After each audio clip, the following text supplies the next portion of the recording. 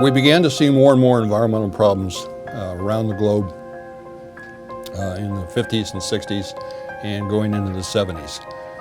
As there was economic growth in countries all around the world, people were taking natural resources and transforming those resources into products that they wanted. And in the process of transforming trees into furniture and homes and so on, you cut down forests. In the process of creating energy, you burn coal to generate electricity, and you put pollutants into the sky. It was commonly believed that the only way to protect the environment was to have the government step in and make up for the mistakes of the marketplace, what was considered market failure. And it was interesting in this period of time, almost every economics book that dealt with environmental issues was under the impression that the source of environmental degradation, environmental problems in the world, was basically the profit system. That people and businessmen and corporations and their desire to make profits at the lowest possible cost to themselves, they would create pollutants and then they would dump these pollutants into the skies, into the rivers and so on.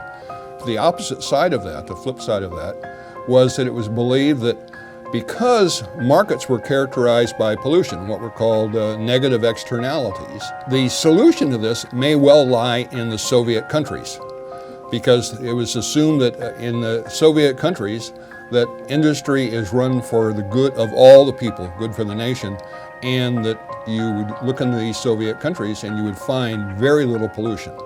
You would find sort of an environmental heaven. In the 70s, people began to look behind the Iron Curtain and they were horrified. Economist after economist saw that there were some of the worst environmental problems on the planet, that there were far worse problems than they had in the United States or in Western Europe. And that was sort of a perplexing problem for a lot of people.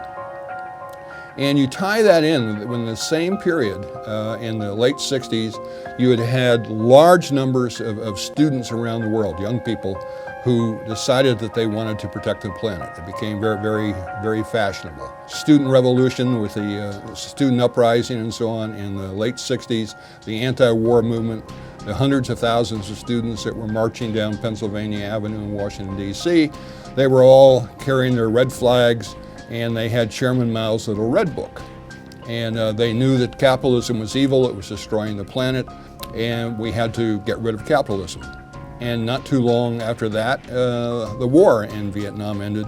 But it was interesting that all these young kids then, who had sort of been radicalized and were sort of anti-free market, anti-capitalism, anti-profit system, anti-private property rights, kept on marching. Except what they did, they switched their Bible. Instead of holding up Chairman Mao's little red book, they were holding up Rachel Carson's little green book, because they had much the same philosophy. The belief was capitalism did not care about the planet, and lots of these kids, it was just a simple flip from them, from marching for Chairman Mao to marching for the Greens. That was the origin of the environmental movement, that whole period. And this also brought about the birth of what was called Earth Day. The first Earth Day was held on April 22nd, 1970, Earth Day 1. Coincidentally or not, that happens to be Lenin's birthday. And I knew lots of the young kids who were marching at that time, and they thought that was funny. They thought that was a joke. They thought that was an in-your-face kind of thing, because that fit in with their whole philosophy, that we'd celebrate Earth Day on Lenin's birthday because we knew it was capitalism that was destroying the environment.